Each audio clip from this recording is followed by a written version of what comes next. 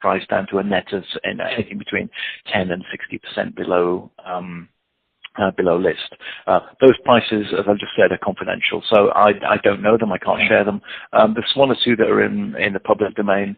For example, pazopanib for cancer, metastatic renal cell is 12.5% or some small percentage. Others, I used to work in that field, so I can tell you that there are others where the discount is very steep and of the order of 50 to 60% reduced from list. Okay. And you're saying that basically for the biosimilars, the discount seems to be in a range of 30 to 50% to net. Is that what you said? Yes, but it's very difficult to nail that piece of fog to the wall because like I say, a lot of this is done behind closed doors. I've talked to a few people. The accepted initial price discounts from the brand is of the order of 10, but quickly that goes to 30 as it potentially becomes more competitive. Then I think a lot of pundits, clinicians expect to see 50% price cuts. Beyond that, I don't think it becomes economically viable for people to take biosimilars to market. So you're in that 30 to 50 zone where it stops being a feasible proposition given all the development costs. So, having talked to lots of people in the market, the sort of benchmark is around 30. With competition, that could go to 50. I don't think it'll go lower. That's the vibe I'm getting anyway. Just on vibes, while we're there, Andy. I mean, one thing that obviously has happened, and this might apply across the rest of Europe, so not just the UK.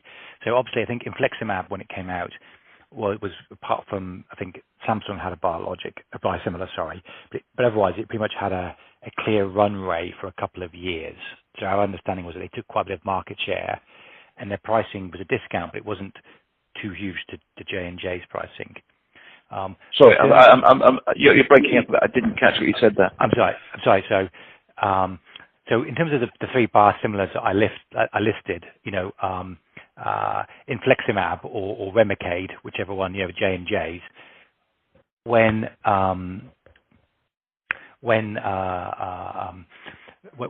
basically the biosimilar by Celltrion was launched, it was the only one in the market really competing with the original, and so therefore it could gain quite big market share by only having about a 30% discount or so. Maybe, who knows? Discount was smaller.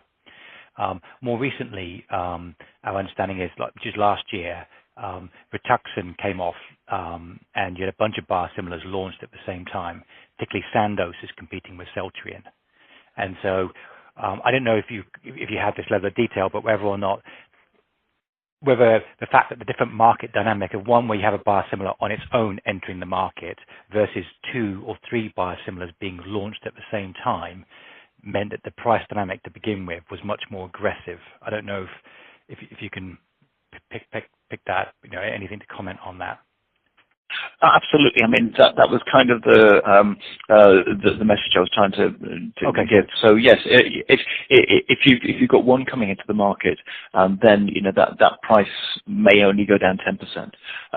If you have a number coming into the market, the accepted view is that you won't quite get a price war, but you'll get people trying to it's a price volume